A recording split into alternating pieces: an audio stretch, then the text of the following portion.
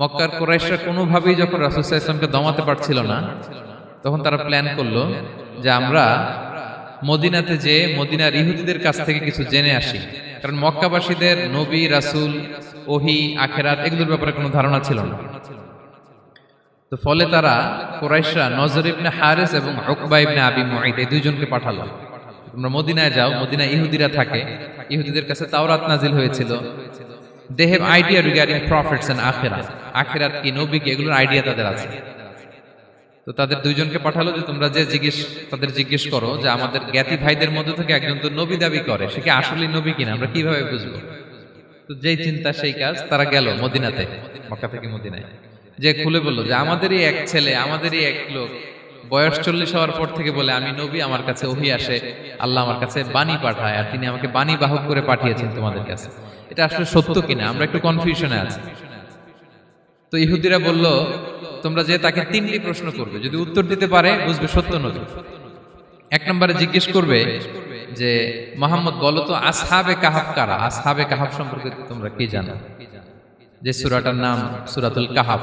কাহাফ মানে হচ্ছে কেই, গুহা, মানে গুহাবাসী 7 জন যুবক এই গুহার ভিতরে আশ্রয় নিয়েছিল ঈমান বাঁচানোর জন্য। মুহাম্মদ তুমি যদি সত্য নবী হও বলো এই ঘটনাটা কি। 2 নম্বরে তাকে জিজ্ঞেস করবে জুলকারনাইন বাদশা সম্পর্কে কি জানে, সে কিছু জানে কিনা। 3 নম্বর তাকে জিজ্ঞেস করবে মা হুয়া রূহ, রূহ কি, যে রূহটা দেহে ঢুকলে মানুষ নড়ে চড়ে, প্রাণবন্ত একটা অ্যানিমেশন থাকে, এটা বের হয়ে গেলে সে ডেড বডি, লাশ হয়ে পড়ে থাকে।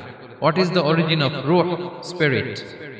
এই 3টা প্রশ্নের উত্তর যদি জানে তাহলে আসলেই সে সত্য নবী।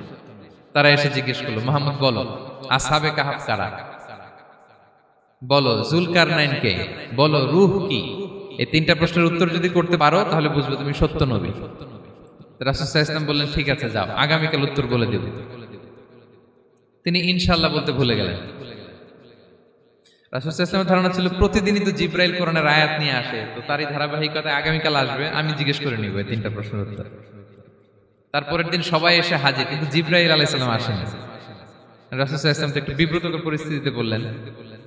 তারা বলল তুমি তো আজকে অ্যাপয়েন্টমেন্ট দিয়েছো, ডেট দিয়েছো, বলো উত্তর বলো। রাসূল সাল্লাল্লাহু আলাইহি ওয়াসাল্লাম বলল আজকে না, আগামীকাল বলে দিলাম।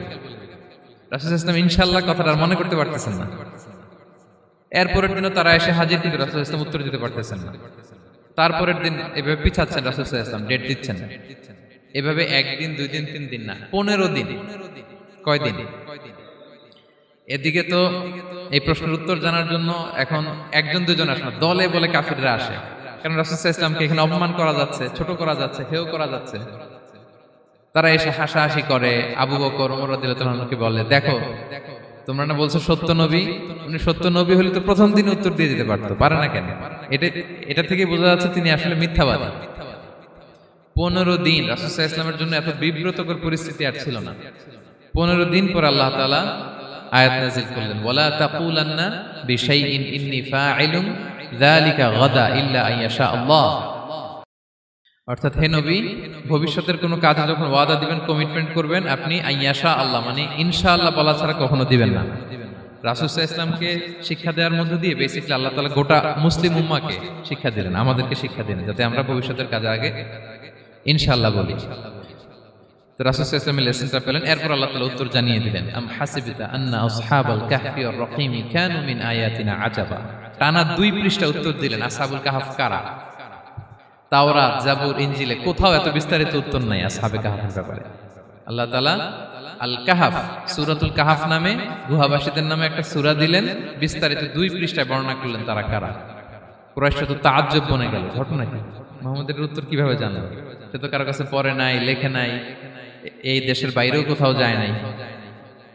দ্বিতীয় প্রশ্ন ছিল জুলকারনাইনকে আল্লাহ আয়াত নাযিল করলেন ওয়াসআলুনাকা আন যিল কারনাইন কুল সাআতলু আলাইকুম মিনহু যিকরা। টানা আল্লাহ তাআলা প্রায় 1.5 পৃষ্ঠা, 1 পৃষ্ঠারও বেশি জুলকারনাইনের ঘটনা শোনালেন। আর রূহের কথা শোনালেন সূরা আল ইসরাতে ওয়াসআলুনাকা আনির রূহ কুলির রূহু মিন আমরি রাব্বি ওয়া মা উতীতুম মিনাল ইলমি ইল্লা কালিলা।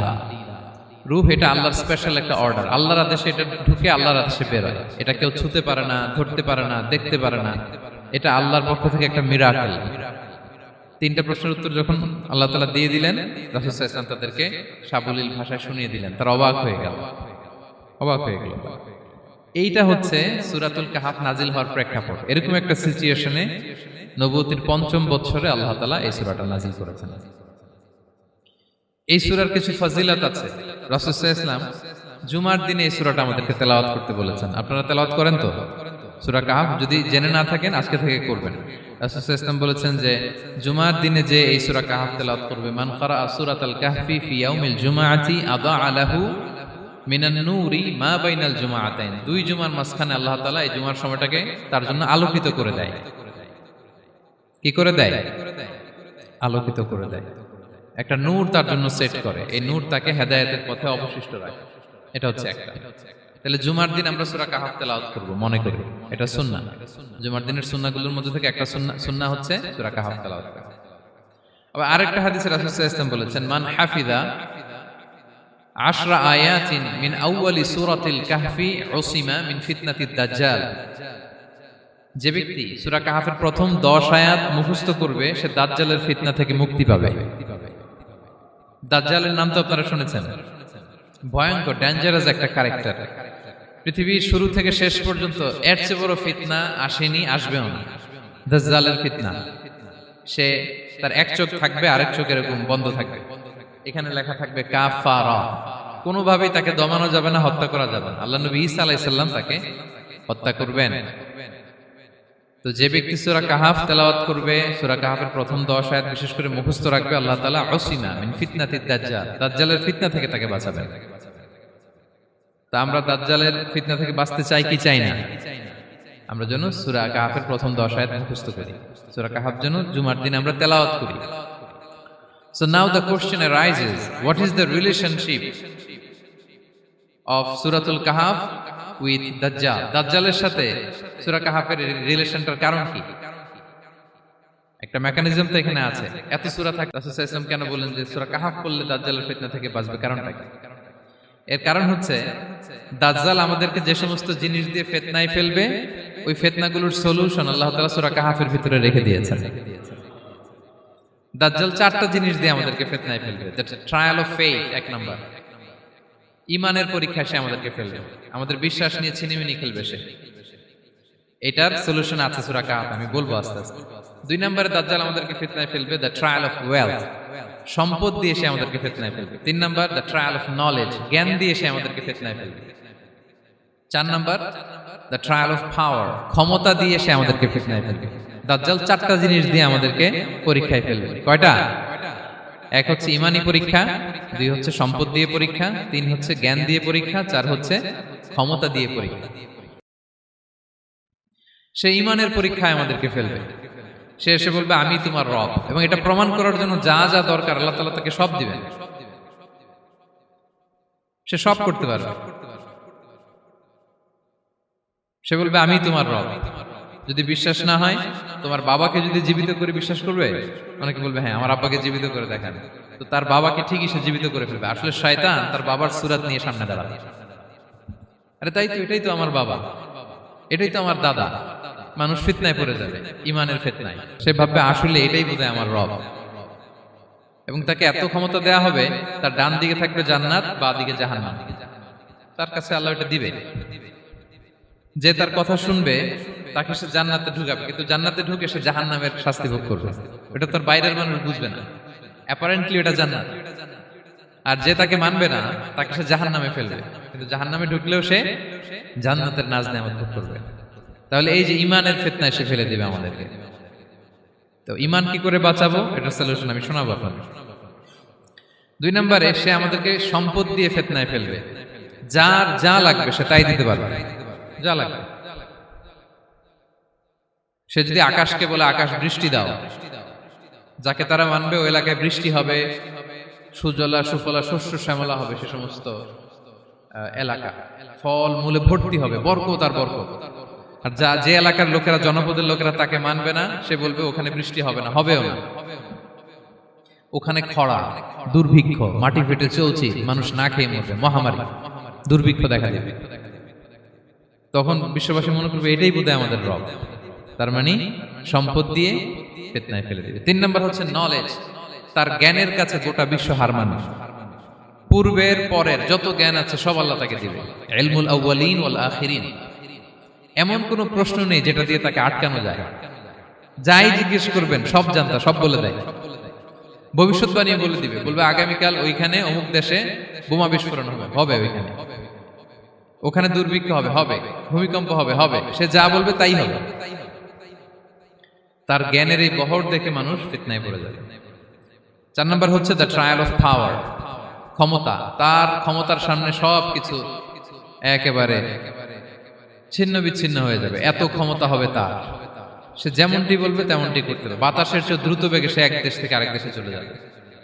তো তার এই সমস্ত অলৌকিক ক্ষমতা দেখে মানুষ ফিতনায় পড়ে যাবে। এবং এই ফিতনা, এই পরীক্ষার মুহূর্তগুলোতে মানুষ কিভাবে নিজেকে ধরে রাখবে তার সলিউশন আল্লাহ তাআলা সূরা কাহফে দিয়েছেন। এই 4টা ফিতনা থেকে বাঁচার জন্য আল্লাহ সূরা কাহফে 4টা ঘটনা উল্লেখ করেছেন। কয়টা? 1 নাম্বার হচ্ছে আসহাবে কাহফ, যুবকদের ঘটনা, 7 জন যুবকদের ঘটনা। ঈমান কি করে বাঁচাবেন, সলিউশন ওখানে। সম্পদের ফিতনা থেকে কিভাবে নিজেকে বাঁচাবেন, এজন্য একজন বাগানওয়ালার ঘটনা আল্লাহ সেখানে বলেছেন। জ্ঞানের ফিতনা থেকে কি করে বাঁচবেন, এজন্য আল্লাহ তাআলা মূসা আলাইহিস সালাম এবং খিজির আলাইহিস সালামের ঘটনা সেখানে উল্লেখ করেছেন। আর ক্ষমতার ফিতনা থেকে কি করে বাঁচবেন এটা বোঝানোর জন্য আল্লাহ তাআলা যুলকারনাইনের ঘটনা উল্লেখ করেছেন। 4টা ফিতনা থেকে বাঁচার জন্য কয়টা ঘটনা? 4টা ঘটনা। আমরা তাহলে একটা একটা করে ঘটনা শুনি, আমরা একটু উদ্ধার করার চেষ্টা করি যে কি কি সলিউশন আল্লাহ তাআলা আমাদের বাতলে দিলেন। 1 নম্বর হচ্ছে আসহাবে কাহফের ঘটনা। এটা 250 খ্রিস্টাব্দের সময়কালে রোমান সাম্রাজ্যের একজন বাদশা ছিল, নাম দাকিয়ানুস।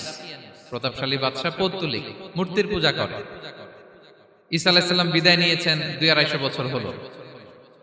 তো সব নবীর ধর্মই কিন্তু ইসলাম, যদিও আমরা নাসারা বলি, ইহুদি বলি, সব নবীদের ধর্মই কি ইসলাম। তো তিনি ছিলেন পৌত্তলিক, মূর্তির পূজা করত। আর তার এলাকায় কেউ যদি ঈসা আলাইহিস সালামের নাম নিত, আখিরাতে বিশ্বাস করত, আল্লাহ বিশ্বাস করত, তাদেরকে তারা পাথর মেরে হত্যা করত। এজন্য ভয়ে কেউ ঈসাই ধর্মে ঈমান আনতো না, মানে ইসলামে ঈমান আনতো না। এই রাজার ভয়ে সবাই মূর্তির পূজা করত। কিন্তু 7 জন যুবক ছিল, তারা স্রোতে গা ভাসিয়ে দেয়নি, স্রোতের বিপরীতে তারা ঈমান নিয়ে দাঁড়িয়েছে। তারা ঈসা আলাইহিস সালামের রেখে যাওয়া সত্য ধর্মের উপর ঈমান এনেছিল, আখিরাতে তারা বিশ্বাস করত। তো এই 7 জন যুবকের কথা ছড়াতে ছড়াতে রাজা দাকিয়ানুসের কাছে চলে যায়। উনি তো রেগে মেগে আগুন, ডেকে পাঠালো 7 জনকে। তো তাদেরকে জিজ্ঞেস করলো, তোমরা কাকে মানো? বলতেছে এক আল্লাহকে মানি। সাহসী, খুবই সাহসী। বলতেছে তুমি কি জানো তোমরা কার সামনে কথা বলতেছো? আমি তো তোমাদেরকে মৃত্যুদণ্ড দিতে পারি। তারা বলে দেন, কিন্তু আমরা সব বিসর্জন দিলেও ঈমান বিসর্জন দিতে পারবো না। সুবহানাল্লাহ। উনি বললেন, তোমরা যুবক মানুষ, রক্ত গরম, আবেগে কথা বলতেছো, 3 দিন সময় দিলাম, যাও ঈসার নাম ভুলে যাও, আখিরাত ভুলে যাও, আল্লাহর নাম ভুলে যাও। 3 দিন পরে তোমাদেরকে আবার ইন্টারভিউ নেব। ওই দিন যদি একই কথা বলো, পাথর মেরে 7 জনকে দুনিয়া থেকে উড়িয়ে দেব। তারা চলে গেল। এবার 7 বন্ধু মিলে পরামর্শ করতে লাগলো, কি করতে পারি আমরা, এই গুণে ধরা সমাজকে আমরা কিভাবে বাঁচাবো, এই পৌত্তলিকতার ছোবল থেকে এই ইফসিস নগরীকে বাঁচাবো কি করে। নগরীটার নাম ছিল ইফসিস নগরী। বর্তমানে এটা তুরস্কের ইজমির শহরে অবস্থিত। এখনো জায়গাটা প্রত্নতাত্ত্বিকদের ওই ইয়েতে এটা সংরক্ষিত, এখনো টুরিস্টরা যায়। তো তারা বলল, আমরা ঈমান বিসর্জন দিব না, যদি আমরা ওদের কথা মেনে নিই আমরা তো মুশরিক হয়ে গেলাম, চলো আমরা এক কাজ করি, আমরা এলাকা ছেড়ে দিই। এই 7 যুবক আল্লাহর উপর ভরসা করে তারা বাড়ি ঘর আত্মীয় স্বজন সব ছেড়ে দিয়ে, লোকালয় ছেড়ে দূরে একটা পাহাড়ের ভেতরে আশ্রয় নিল। পাহাড়ের ভেতরে একটা গুহা ছিল, এই গুহাকে আরবিতে বলে আল কাহাফ। কি বলে? এই সূরার নাম কি? সূরাতুল কাহাফ। তো তাদের সাথে সাথে একটা কুকুরও যাচ্ছিল। তারা বারবার তাড়িয়ে দেওয়ার চেষ্টা করতেছিল কুকুরটাকে, যাতে না যায়, কিন্তু কুকুর শুধু কান্না করে তাদের সাথে যাওয়ার জন্য, ঘেউ ঘেউ করতেছিল। এই কুকুরটাকেও সাথে নিল। ভালো মানুষদের সাথে থাকলে কি হয় দেখেন, এই কুকুরের কথা, যেহেতু 7 জন ইমানদারের সাথে একটা কুকুর ছিল, এই কুকুরের কথা আল্লাহ সূরাতুল কাহাফে উল্লেখ করে দিয়েছেন। ওয়া কালবুহুম বাসিতুন যিরাআইহি বিল ওয়াসিল। তো তারা ভিতরে গেল, যে প্রচন্ড ক্লান্ত, তারা ঘুমিয়ে পড়ল। কি করলো? এই এক ঘুমে আল্লাহ 309 বছর কাটায় দিলেন। কয়শো 9 বছর? 9 বছর ঘুম, সব ঘুম, প্রচন্ড ঘুম, ঘুম যেন আর কাটে না। 309 বছর পরে এরা জাগলো। এখন খুব ক্ষুধা, ঘুমে আরমোর ভাঙতেছে, আর একজন জিজ্ঞেস করতেছে কি লম্বা সময় ঘুম দিলাম কোথায় আমরা? একজন বলতেছে হ্যাঁ মনে সারাদিনই ঘুমাইছি আমরা। আরেকজন বলতেছে না না সারাদিন না, দিনের কিছু অংশ হয়তো ঘুমাইছি। আসলে কয় বছর ঘুমাইছে? 309 বছর। তো এদিকে সভ্যতার তো চেঞ্জ এখানে। ওই দাকিয়ানুস মরে, এর ছেলে মরে, এর নাতি মরে, পুতি মরে, এখন 6ষ্ঠ নম্বর রাজা আসছে। প্রজন্মের পর প্রজন্ম তো শেষ। 309 বছরে কমপক্ষে 4-5টা জেনারেশন চেঞ্জ হবে। তো জেনারেশন চেঞ্জ হয়ে, এলাকা চেঞ্জ হয়ে, তারা যে স্বপ্ন দেখেছিল এই ইফসিস নগরীতে কালিমার পতাকা উঠবে, তাদের স্বপ্ন আল্লাহ বাস্তবায়ন করেছেন। 309 বছরের ব্যবধানে এই এলাকার সবাই মুসলিম হয়ে গেছে। আল্লাহ চাইছিলেন ওদেরকে দেখাবে এটা, ওদের স্বপ্নটা যে বাস্তবায়ন হয়েছে এটা দেখাবে।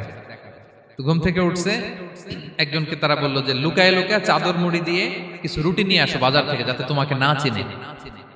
চাদর মুড়ি দিয়ে যাও। কিছু পয়সা ছিল, মুদ্রা দিয়ে দিস। তো সে যে যখন দোকানদারের কাছ থেকে রুটি নিয়েছে আর মুদ্রা দিছে, দোকানদার বলে এই মুদ্রা কোত্থেকে আসলো? 309 বছর আগে মালয়েশিয়াতে রিঙ্গিট ছিল কিনা জানি না, যেভাবে ওরা ট্রানজাকশন করতে পারে যেটা ছিল, ওইটা যদি এখন কেউ দেয়, রাধুনী বিলাসে খাবার পাওয়া যাবে? হ্যাঁ। তো রুটিওয়ালা বলে তুমি বর্তমান সময়ের মুদ্রা দাও, এটা দিচ্ছ কেন? বলতেছে এটা তো বর্তমান সময়ের মুদ্রা। বলতেছে এই যে মুদ্রার মধ্যে দেখো কোন সালের সিল দেওয়া, এটা তো শত শত বছর আগে। বলতেছে কি বলে শত বছর আগে? আমি তো আজকে সকালেই বাজার করলাম, ওই বাজার করে যে টাকাগুলো ছিল ওইটাই তো পকেটে। বলতেছে বলে কি? নিশ্চয়ই তুমি গুপ্তধনের সন্ধান পেয়েছো, হিডেন ট্রেজার। বলো, মানে তার সাথে এদের কথাবার্তা কিছু মিলতেছে না।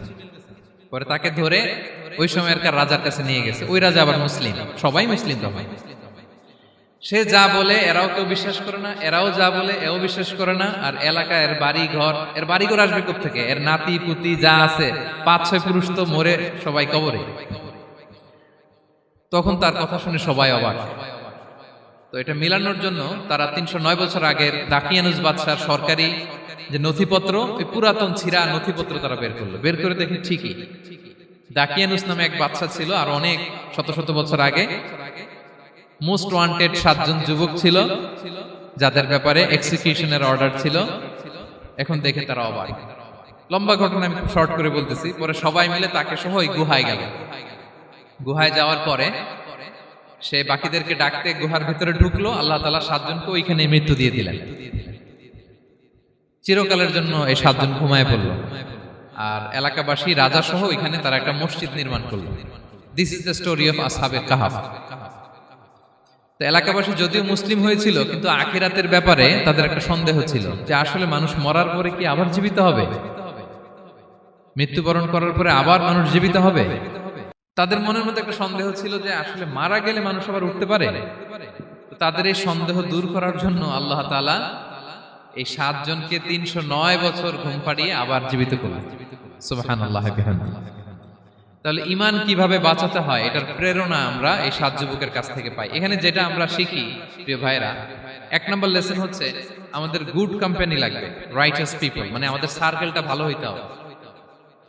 তাদের 7 জনের সার্কেলটা খুব ভালো ছিল, ফলে তারা বিপথে যায় নাই, এবং তারা এমন শক্ত সিদ্ধান্ত নিয়েছে যে আল্লাহ তাআলা সেটাতে বরকত দিয়েছেন, গোটা সমাজকে আল্লাহ তাআলা চেঞ্জ করে দিয়েছেন।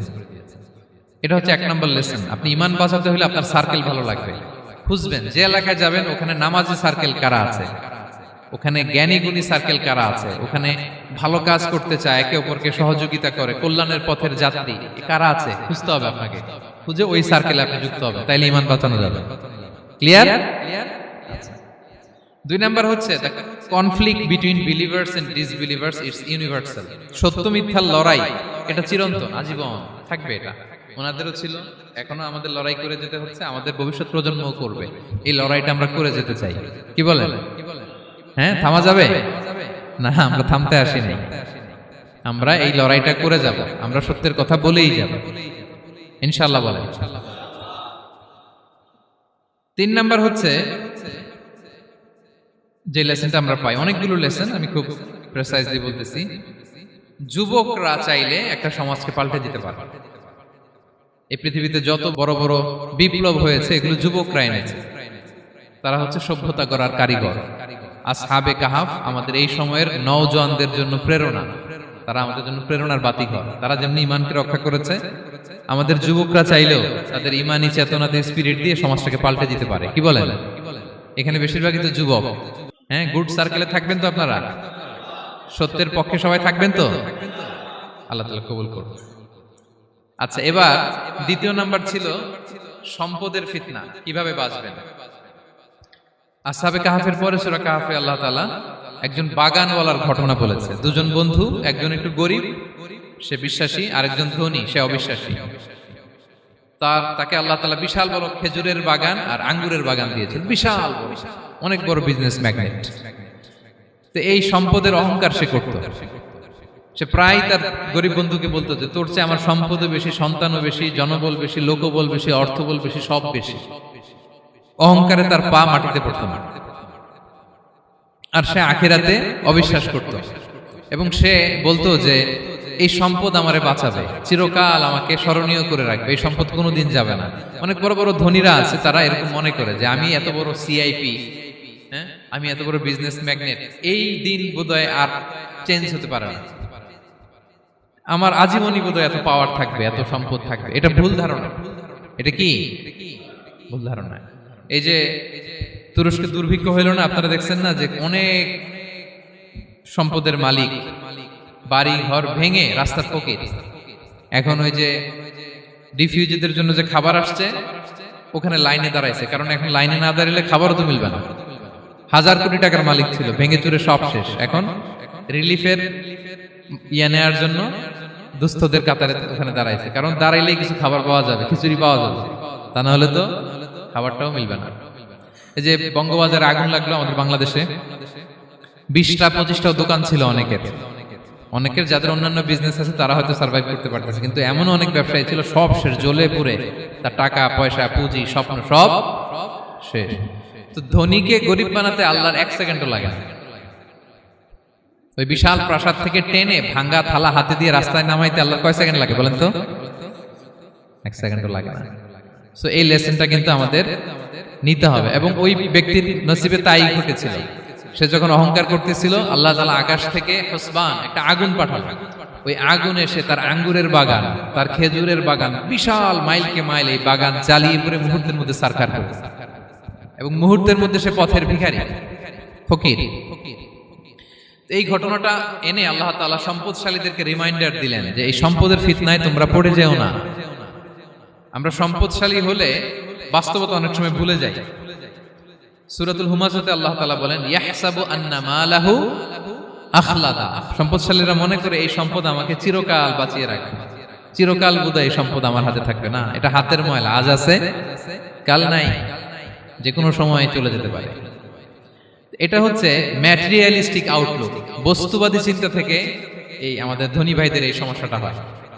ভোগবাদী চিন্তার প্রভাব আর কি। সম্পদ যখন হাতে থাকে ধরাকে সরাজ্ঞান করে, মনে করে যে সবই আমার কন্ট্রোলে। না, আপনারে ওই গরিবের কাতারে আনতে, ওই রিলিফের সম্পদ নেয়ার জন্য ওই লাইনে দাঁড় করাইতে আল্লাহর 1 সেকেন্ডও লাগে না। এটা খেয়াল রাখতে হবে। আমরা যখন প্রাইভেট কারে চড়ি, মাঝে মাঝে অনেকে এসে হাত পাতে, এদেরকে ছোট করা যাবে না। গল্পটা আল্লাহ ভিন্ন করতে আল্লাহর 1 সেকেন্ডও লাগে না। ওইদিকে আমি দাঁড়ায় হাত পাততাম আর উনি প্রাইভেট কারে বসে থাকতো। আল্লাহ চাইলে এরকম করতে পারতেন না? পারতেন। তো এখান থেকে আমাদের জন্য শিক্ষা হচ্ছে সম্পদ এটা ক্ষণস্থায়ী, আজ আছে কাল নাই, এটা ক্ষণস্থায়ী, এটাকে এভারলাস্টিং মনে করা যাবে না। এভারলাস্টিং হচ্ছে আখিরাত। ওয়ালাল আখিরাতু খায়রুল লাকা মিনাল উলা। আখিরাত তোমার জন্য দুনিয়ার চেয়ে শ্রেষ্ঠ। এবং আল্লাহ তাআলা দৃষ্টান্ত একটা দিয়েছেন যে দুনিয়ার জীবনটা হচ্ছে কামা, ওই পানির মতো, যেটা আনজালনাহু মিনাস সামা, আকাশ থেকে নাজিল করেছি। ওই পানি ক্ষেতের মধ্যে পড়ে ফসল, ফুল ফসল হয়েছে। এরপরে যখন ফসল কাটা হয়, ওই ক্ষেত খামার এগুলো তৃণলতা হয়ে যায়, ভুসির মতো হয়ে যায়। তখন বাতাসের ঝাপটায় একবার এদিকে যায়, একবার ওদিকে যায়। অনেক লম্বা উপমা, আমি সংক্ষেপে বললাম। তো শেষ আউটপুটটা হচ্ছে এটা, সম্পদ এটা মুহূর্তেই চলে যেতে পারে। সম্পদ উপার্জন জায়েজ আছে, মুসলিমরা সম্পদ উপার্জন করতে পারবে, কোনো অসুবিধা নাই। আপনি যদি ধনী হন এটা ভালো, ফলে আপনি যাকাত দিতে পারবেন, অসহায় দুস্থদের সহায়তা করতে পারবেন, কন্ট্রিবিউট করতে পারবেন। আপনি সম্পদ হাতের মুঠোয় নেবেন, কন্ট্রোল করবেন, কিন্তু এই দিকে স্থান দিবেন না। দ্যাটস ইট, তাহলেই হবে। আমরা সম্পদ কি করতে পারবো? উপার্জন করতে পারবো, কিন্তু হৃদয়ে স্থান দিতে পারবো না। হৃদয়ে স্থান থাকবে আখিরাতের। এই মাইন্ডসেট যদি আপনি গড়ে তোলেন, তাহলে সম্পদের ফিতনা আপনি কখনো পড়বেন না। এই পয়েন্টটা কি ক্লিয়ার সবার? ক্লিয়ার। 3 নাম্বার ফিতনা ছিল কিসের ফিতনা দেখি কে বলতে পারে? প্রথমটা হচ্ছে বিশ্বাস বা ঈমানের ফিতনা, 2 নাম্বার হচ্ছে সম্পদের ফিতনা, 3 নাম্বার জ্ঞানের ফিতনা। জ্ঞানেরও কিন্তু ইলমেরও একটা গরম আছে, যার ইলম আছে তার মধ্যে এই সমস্যাটা কাজ করে। সেটার জন্য আল্লাহ তাআলা মুসা আলাইহিস সালাম খিজির আলাইহিস সালামের ঘটনা বলেন। আমি খুব সংক্ষেপে বলবো, সময় কম। মুসা আলাইহিস সালাম হচ্ছে বনি ইসরাইলের নবী, আর খিজির আলাইহিস সালাম কেউ বলেছেন নবী, কেউ বলেছেন আল্লাহর ওলি। আসলে আরবিতে ওনার নাম খদির, আমরা বাংলায় বলি খিজির। খদির মানে সবুজ। উনি যে কোনো জায়গায় বসলে ওখানে মরা গাছ লতা পাতা এগুলো সবুজ হয়ে যেত, অনুর্বর এলাকার উপর দিয়ে হেঁটে গেলে ওটা উর্বর হয়ে যেত। তো মুসা আলাইহিস সালাম একবার ওয়াজ করতেছেন এইভাবে বনি ইসরাইলের সামনে, খুতবা দিচ্ছেন। হঠাৎ এক লোক দাঁড়ায় বলে, ইয়া নবী আল্লাহ, মান আ'লামু ফিল আরদ, বর্তমান পৃথিবীতে সবচেয়ে জ্ঞানী কে? মুসা আলাইহিস সালাম বলেন, ফাকালা আনা, আমি। কি বললেন? উনি আসলে ভুল কিছু বলেন নাই, কারণ প্রত্যেক জামানার নবীকেই আল্লাহ তাআলা সবচেয়ে বেশি জ্ঞান দিয়ে পাঠান, কারণ তার কাছে ওহীর জ্ঞান আসে, অদৃশ্যের খবর আসে, ইলমুল গায়ব আসে। কিন্তু এই উত্তরটা আল্লাহ তাআলার পছন্দ হয় না। আল্লাহ তাআলা চাচ্ছিলেন মুসা যদি বলতো আল্লাহ তাআলাই জানে কে জ্ঞানী বা আল্লাহই সবচেয়ে জ্ঞানী, এরকম হলে ভালো হতো। কিন্তু মুসা আলাইহিস সালাম কি বলছে? আমি। এখন প্রশ্ন করলো সবচেয়ে বড় জ্ঞানী কে? উনি কি বললেন? আমি। এই যে আমি এটাতে ঝামেলা আছে। আমি বড়, আমি জানি, আমি সব, দিস ইজ প্রবলেমেটিক। আল্লাহ এটা পছন্দ করলেন না। আল্লাহ তাআলা মুসা আলাইহিস সালামকে বললেন, মুসা তুমি যে বলছো তুমি জ্ঞানী, না তুমি জ্ঞানী না, তোমার চেয়ে বড় জ্ঞানী আছে। মুসা আলাইহিস সালাম বলে, তাই নাকি? আমার চেয়ে বড় জ্ঞানী কে? তো আল্লাহ তাআলা বললেন, ইযহাব ইলা মাজমাইল বাহরাইন, 2 সাগর বা 2 নদীর মিলনস্থলে যাও, ওখানে আমার এক বান্দা আছে তোমার চেয়েও জ্ঞানী। মুসা আলাইহিস সালাম বললেন, তাই নাকি? তো আল্লাহ আমি কিভাবে চিনি উনি কোথায় থাকে, কিভাবে বুঝবো? আল্লাহ বললেন, একটা বড় মাছ নাও, এটাকে ফ্রাই করো, এটাকে ফ্রাই করে একটা ঝুড়ির ভেতরে নাও, যেখানে এই মাছটা সাগরে ঢুকে যাবে ওখানে আমার বান্দাকে পাবে। তো উনি ওনার সহযোগী ইউশা ইবনে নুনকে নিয়ে হাঁটতে লাগলেন। হাঁটতে হাঁটতে এক জায়গায় ক্লান্ত হয়ে পাথরের পাশে বিশ্রাম নিলেন। ওই পাথর থেকে আবার এক ধরনের পানি বের হয়, এই পানিটারে বলে আবে হায়াতের পানি, মা উল হায়াত, জীবন নদীর পানি। এই পানি কোনো মৃত প্রাণী বা বস্তুর গায়ে লাগলে ওটা জীবিত হয়ে যায়। তো ওনারা পাথরে হেলান দিয়ে বিশ্রাম নিচ্ছিলেন, ওই পানি ওই ফ্রাই করা মাছের গায়ে লাগার সাথে সাথে মাছ জীবিত হয়ে ঝুড়ি থেকে বের হয়ে সাগরে ঢুকে গেছে। ওনারা আর খেয়াল করেন না। এরপর আবার হাঁটতে লাগলেন। হাঁটতে হাঁটতে যখন ক্লান্ত শ্রান্ত, তখন বলে, এই ইউশা, আমাদের ওই মাছ ফ্রাই মাছটা দাও, এখন খাই। ঝুড়ি খুলে দেখে মাছ নাই। মাছ গেল কোথায়? তখন ইউশা বলল, হয়তো আমরা যে পাথরের ওখানে বিশ্রাম নিয়েছিলাম ওখানে আমরা মিসিং, ওখানে হারাই ফেলছি। চলো চলো, আরে ওইদিকে তো যাইতে হবে আমাদের। উনি গেলেন, যে দেখে মাছ যে জীবিত হয়ে বালুর এদিকে নাড়াচাড়া করতে করতে সাগরে ঢুকে গেছে, ওখানে দাগ আছে। মুসা আলাইহিস সালাম ঢুকলেন সুরঙ্গ, ঢুকে দেখে চাদর গায়ে দিয়ে এক লোক শুয়ে আছে। সালাম দিলেন, আসসালামু আলাইকুম। ওই লোক চাদর আর সরায় না, ভিতর থেকে বলতেছে, ওয়ালাইকুম আসসালাম। তো চাদরের ভিতর থেকে উনি বলে, মান আন, তুমি কে? মুসা আলাইহিস সালাম বললেন, আনা মুসা, আমি মুসা। উনি বলেন, মুসা বনি ইসরাইল, বনি ইসরাইলের মুসা? বললেন, হ্যাঁ। কেন এসেছো? এবার চাদর খুললেন, বলতেছে, আপনার কাছ থেকে কিছু শিখতে আসছি। আল্লাহ বলছে, আপনি নাকি সবচেয়ে বড় জ্ঞানী। আমি ভুল করে বলে ফেলছিলাম আমি, আল্লাহ বলছেন যে আপনি নাকি জ্ঞানী। বলতেছে, না, তুমি আমার জ্ঞান নিতে পারবে না, ওই ধৈর্য শক্তি তোমার নাই। মুসা আলাইহিস সালাম বললেন যে আপনি যে কোনো শর্তে আমাকে একটু রাখেন কয়েকদিন, আপনার সাথে আমি রাজি। বললেন, না, তুমি পারবে না। মুসা আলাইহিস সালাম জোর করতে লাগলেন। অবশেষে খিদির আলাইহিস সালাম রাজি হলেন। বললেন, শর্ত হচ্ছে আমি যাই করি আর না করি আমাকে কোনো প্রশ্ন করা যাবে না। মুসা আলাইহিস সালাম বললেন, ওকে। সফর শুরু হলো। সামনে নদী, এক লোক তাদের নৌকা দিয়ে নদী পার করাই দিল। নদী পারাপারের পর খিজির আলাইহিস সালাম লাঠি দিয়ে নৌকার তলাটা ছিদ্র করে দিলেন। মুসা আলাইহিস সালাম বললেন, ইন্না লিল্লাহি, এটা আপনি কি করলেন? ওরা আমাদেরকে নদী পার করে দিল, আর যে ভাড়াটা আসছিল এটাও নিল না, আমাদেরকে সম্মান দেখালো, আপনি নৌকা ছিদ্র করে দিলেন। খিজির আলাইহিস সালাম বলছে, এই যে আমি বলছিলাম না তুমি ধৈর্য ধারণ করতে পারবে না, যাও তোমার রাস্তায় তুমি, আমার রাস্তায় আমি। মুসা আলাইহিস সালাম আবার ক্ষমা চাচ্ছেন যে আপনি আমার ক্ষমা করেন, আমি তো ভুলে গেছি, আর প্রশ্ন করবেন না। চলতে লাগলেন।